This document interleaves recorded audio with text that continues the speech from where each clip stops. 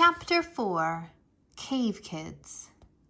Jack and Annie crept to the cave and peeked inside. A small flame danced from a bed of glowing coals.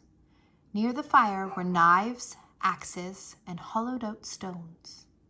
Animal skins were neatly stacked against the wall.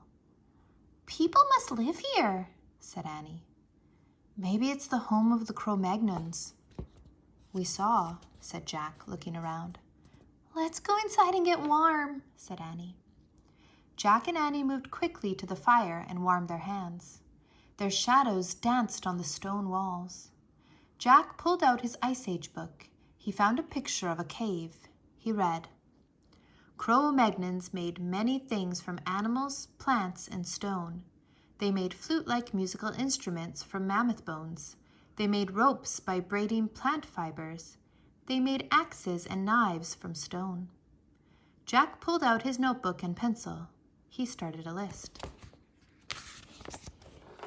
Cro-Magnons made bone flutes, plant ropes, stone axes, and knives. "Ta-da!" said Annie. Jack looked up. Annie was wearing a coat. It had a hood and long sleeves.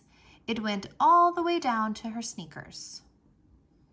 "Where did you get that?" said Jack. "From that pile of furry skins," said Annie, pointing. "These must be their clothes. Maybe they're being mended." She picked up another coat and handed it to Jack. "Try one. It's really warm," she said. Jack put his backpack and towel down on the hard dirt floor. He slipped on the coat.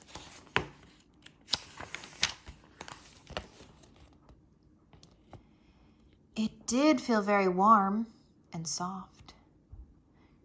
"We look like cave kids," said Annie. "Squeak!" Peanut peeked out of Jack's pack lying on the floor.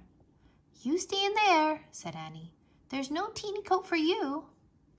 Peanut vanished back into the pack. "I wonder how they made these coats," Jack said. He turned the pages in the book until he found a picture of Cro-Magnon women sewing. He read, "Cro-Magnons scraped reindeer skins with flint rocks to make them soft. They used bone needles to sew the skins together for clothing." Jack added to his list, "Reindeer skin clothes." "I hope the cave people won't mind if we borrow their coats," said Jack. "Maybe we should give them our towels," said Annie, "to thank them." "Good idea." "And my goggles, too," said Annie. They left their gifts on top of the rest of the animal skins. "Let's explore the cave before they come home," said Jack. "It's too dark in the back," said Annie. "We won't be able to see anything." "I'll find out how Cro-Magnons saw in the dark," said Jack. He opened the Ice Age book. He found a picture of cave people holding odd-looking lamps. He read aloud to Annie, "Cro-Magnons made stone lamps. They hollowed out a rock, filled it with animal fat, then burned a wick made from moss." "There!" said Annie. She pointed to 2 stones near the fire. In the hollow of each was gooey white stuff and a pile of moss. "We have to be careful," said Jack. He picked up one stone. It was smaller than a soup bowl, but much heavier. Jack held the stone close to the fire and lit the piece of moss. He lit another lamp and gave it to Annie. "Carry it with 2 hands," he said. "I know," she said. Jack tucked the book under his arm.